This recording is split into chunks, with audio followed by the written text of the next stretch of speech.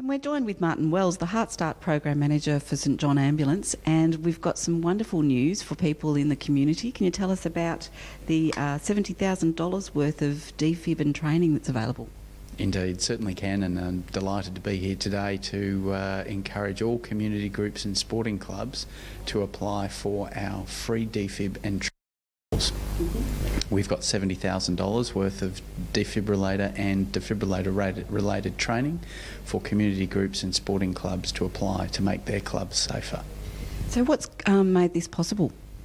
We receive grants from time to time. We're all about saving lives through first aid and making our community safer, and gifting grants like this make our life a lot easier because sporting groups and community clubs are able to access life-saving defibrillators and training. And of course, just having the equipment is only part of the parcel, isn't it?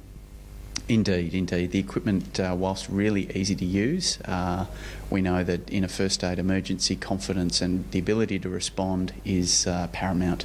So everyone out there, we encourage to learn how to use their defib when they receive it, after they've made the application at www.stjohnvic.com.au/heartstart. Once they've received their defib, it's very important for everyone in the club to learn how to use a defib. They're very easy to use. Start CPR immediately in an emergency, turn the defib on and listen for the audio prompts.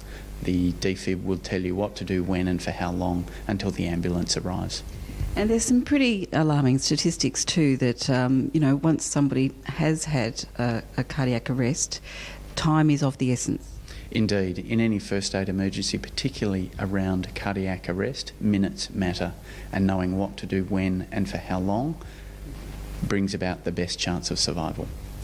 All right, so you've obviously got lots of people doing the training, and whereabouts could they find out more about that, and are you still in need of volunteers for St John Ambulance?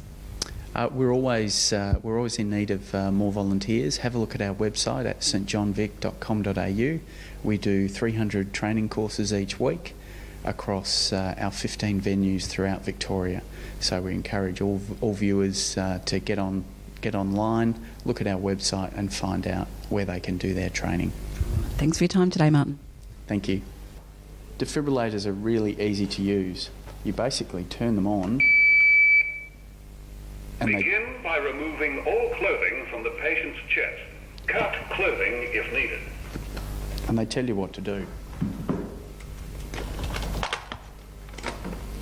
So inside we have two pads. When the patient's chest is bare, remove protective cover and take out white adhesive pads. So you see the diagram indicates where you put the pads on the patient. When patient's chest is bare, remove protective cover and take out white adhesive pad.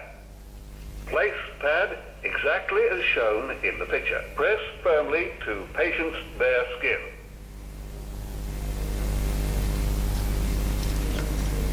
When the first pad is in place, look carefully at the picture on the second pad.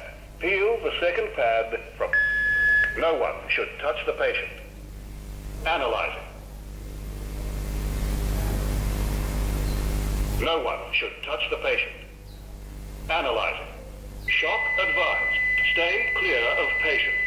Press the flashing orange button now. Deliver shock now. Press the flashing shock delivered. Be sure the ambulance service has been called. It is safe to touch the patient. Start CPR. For help with CPR, press the flashing blue button. Place the heel of one hand in the center of the chest between the nipples. Place your other hand on top of the first. Push the chest down firmly 5 centimeters. Keep time with the beat.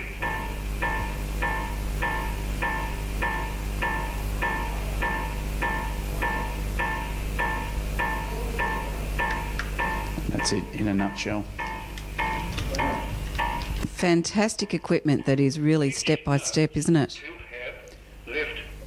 Well, what we've found in an emergency is that minutes matter, and knowing exactly what to do, when and for how long is of paramount importance, particularly if emotion is involved. And life-saving technology like this can take 90% of the stress and anxiety out because you can turn it on and you are being told what to do. Of course, it's no substitute for proper training, and at St John we always endorse doing face-to-face instructor-led training to build your confidence to know what to do in an emergency, so that you give your patient the best chance of a successful outcome.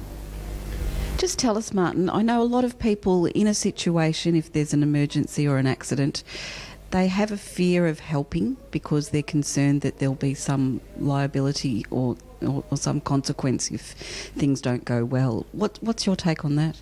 Well, the wonderful thing about first aid is that we are covered by legislation that rendering assistance to another human being is covered by law under the Good Samaritan Act.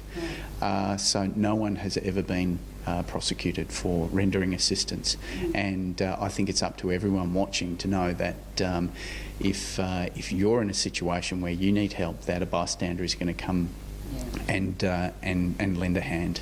And we've seen a lot of reports in the media of recent times that bystanders have saved lives just because they've been able to do something rather than walk away and go, "Oh, that's too hard." First aid is not difficult, but knowing exactly what to do when and for how long is the best outcome. Thanks again.